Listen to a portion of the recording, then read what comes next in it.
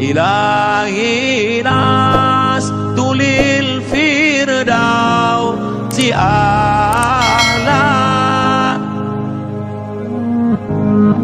ولا أقوى على النار الجحيم.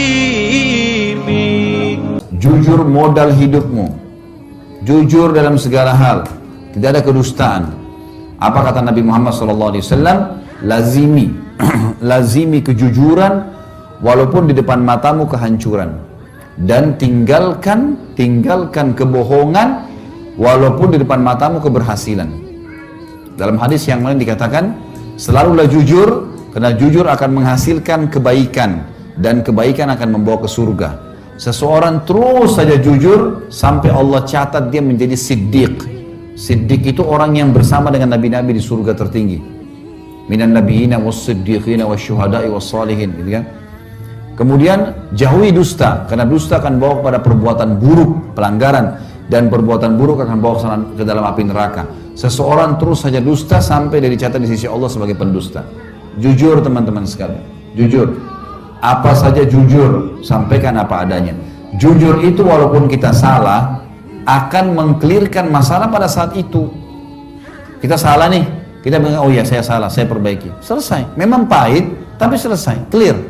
Daripada kita dusta, besok ditanya dusta lagi, dusta lagi, dusta datangin saudaranya dusta yang lain, dosa dari dosa ke dosa, jadi masalah. Dan sekecil apapun dosa akan ada konsekuensi pembersihan, harus hati-hati. Hati-hati. Jangan pernah mengkhayal teman-teman buat dosa lalu tidak dihukum sama Allah, nggak bisa. Ada kucing lewat, kita tendang kucing itu. Kita anggap kucing itu tidak akan melawan, nggak bisa. Satu waktu ingat Tuhan kita dan Tuhan kucing itu sama. Allah akan hukum kita. Tiba-tiba kita jalan, sepatunya baru, jalannya rata, keseleo, kelipat kakinya keseleo, tidak ada sebab. 2 minggu sakit akibat menendang kucing yang 1 menit tadi. Bahaya sekali. Orang berzina 1 jam di hotel. Dia pikir tidak ada masalah. Teman-teman sekalian, 1 jam itu demi Allah akan dibalas oleh Allah nanti. Dibalas oleh Allah. Bisa kena penyakit setahun, 2 tahun, gara-gara berzina tadi 1 jam. Harus hati-hati. Jangan dianggap orang buat dosa tidak ada masalah gitu. Jadi harus teman-teman sekalian jujur, clearkan masalah.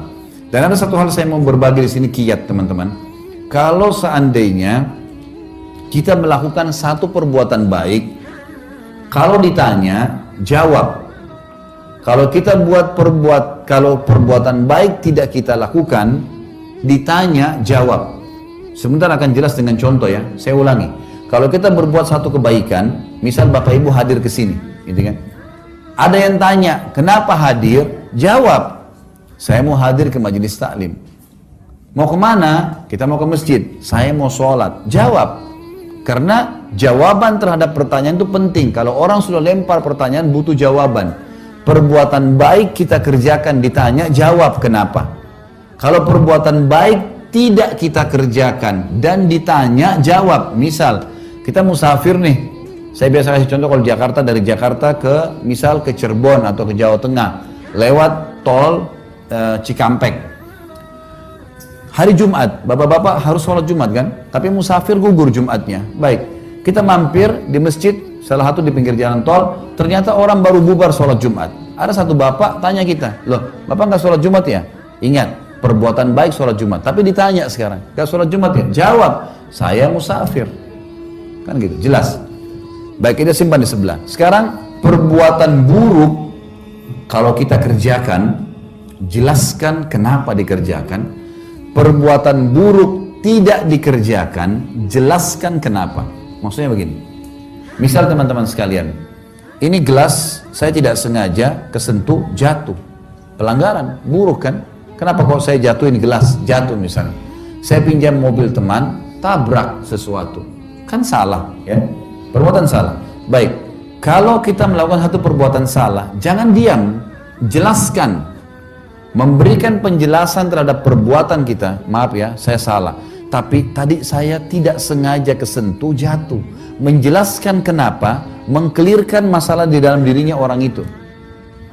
Sama halnya ini yang digarisbawahi teman-teman sekalian.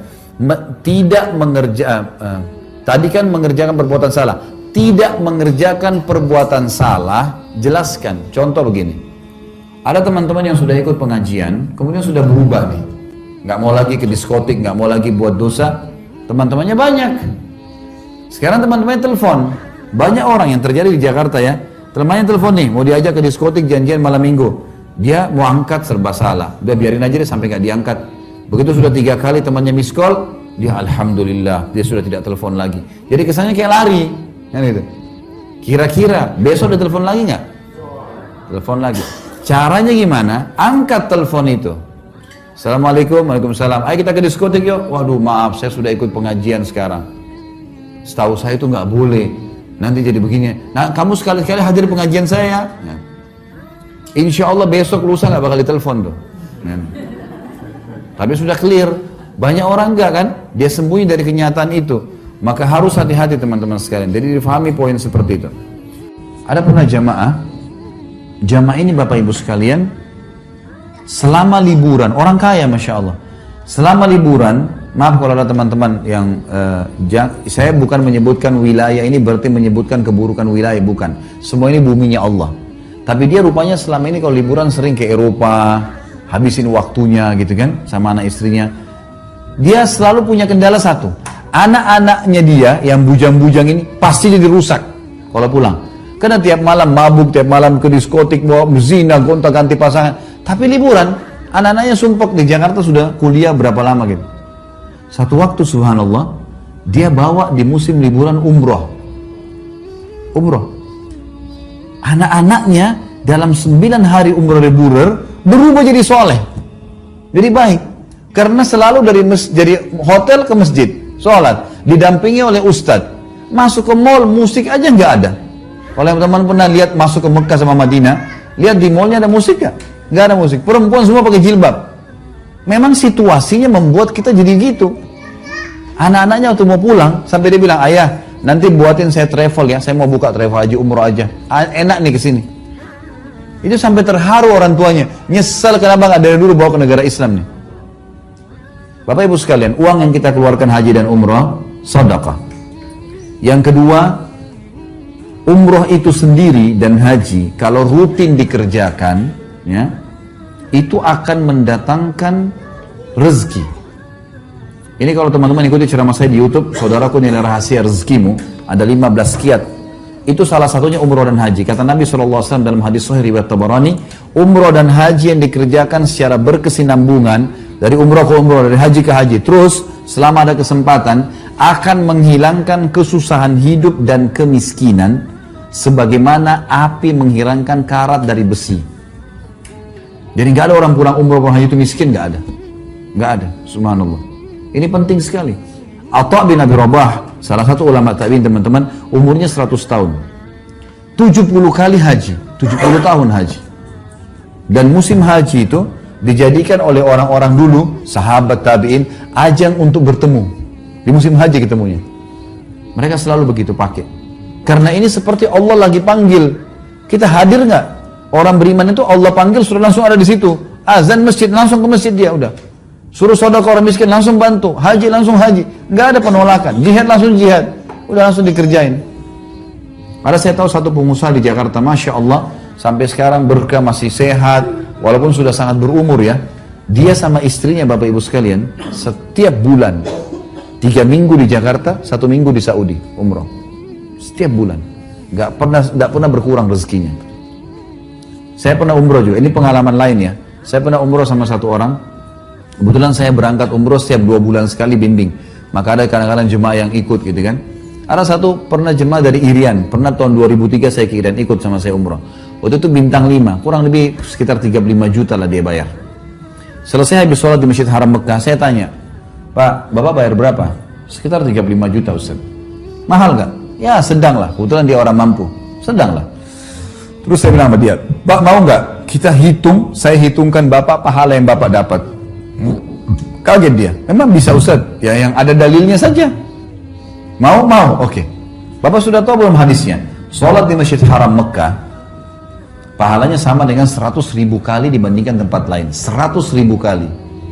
Kalau kita pegang sholat wajib 5 waktu saja, subuh, duhur, asar, maghrib, isya. Ini kan 1 hari 1 kali kan kita kerjakan. Subuh cuma sekali, duhur cuma sekali, tidak pernah dikenai 2 kali kan.